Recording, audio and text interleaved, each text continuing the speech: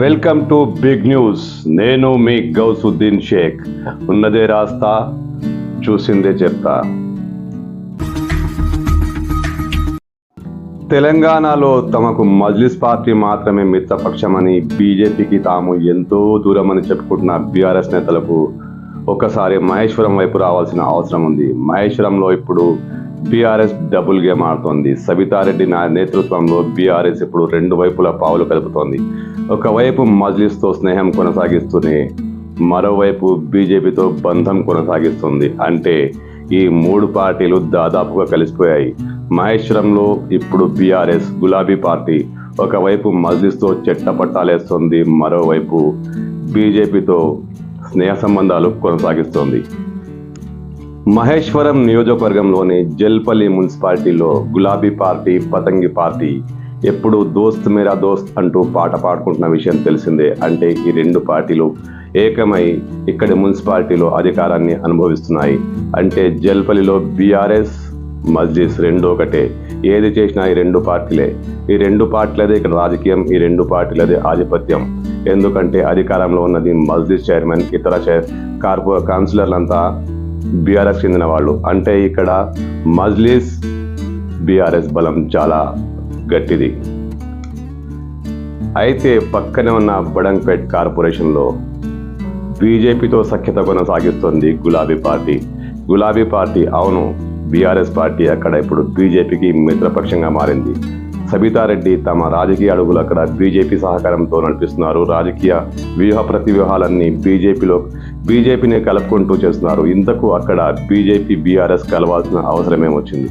ఒకవైపు మజ్లిస్తో స్నేహం కొనసాగిస్తూ మరోవైపు బీజేపీతో బంధం ఎలా కొనసాగిస్తున్నారు? దీనికి చాలా బలమైన కారణం ఉంది.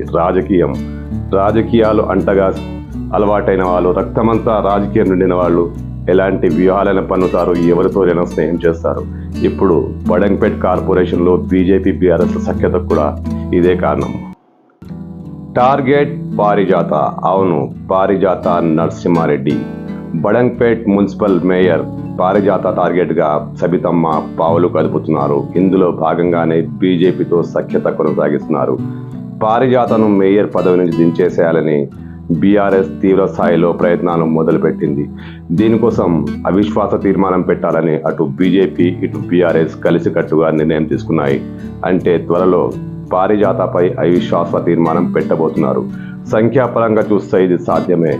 బీజేపీ, బీఆర్ఎస్ కలిస్తే పారిజాతను అవిశ్వాస తీర్మానం పెట్టి బయటికి పంపడం చాలా ఈజీ. కానీ రాజకీయాలు ఇక్కడ ఎంత రసవత్తంగా మారుతున్నాయంటే ఈ రెండు పార్టీలు కలిసినా అక్కడ వారిలో కూడా సఖ్యత లేదు. సమస్య ఎక్కడ వచ్చిందంటే అవిశ్వాస తీర్మానానికి సిద్ధమైన బీజేపీ, బీఆర్ఎస్ కార్పొరేటర్లు డిప్యూటీ మేయర్పై కూడా అవిశ్వాస తీర్మానం పెట్టాలని డిమాండ్ చేస్తున్నారు. మరి డిప్యూటీ మేయర్పై పెట్టడం అంత ఈజీనా? డిప్యూటీ మేయర్ సబితారెడ్డి మనిషి.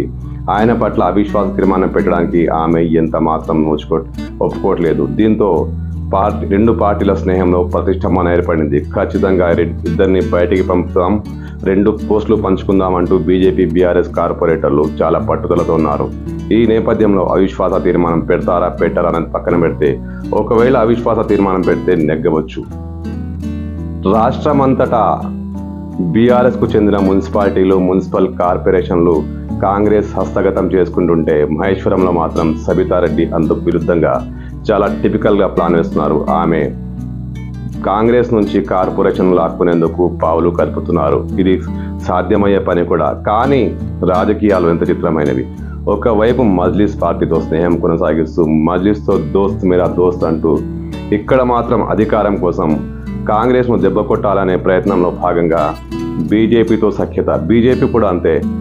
మాకు బీఆర్ఎస్ అంటే పడదు, బీఆర్ఎస్ మాకు వ్యతిరేక పక్షం, బీఆర్ఎస్ పైన పోరాడేది మేమే అంటూ చెప్పుకునే బీజేపీ కార్పొరేటర్లు కూడా ఇప్పుడు సబితమ్మ పంచన చేరారు. అంటే ఇప్పుడు మహేశ్వరంలో బీజేపీ, బీఆర్ఎస్, ఎంఐఎం ఈ మూడు మిత్రపక్షాలు అన్నమాట. ఎంత విచిత్రంగా ఉంది ఇక్కడ రాజకీయం.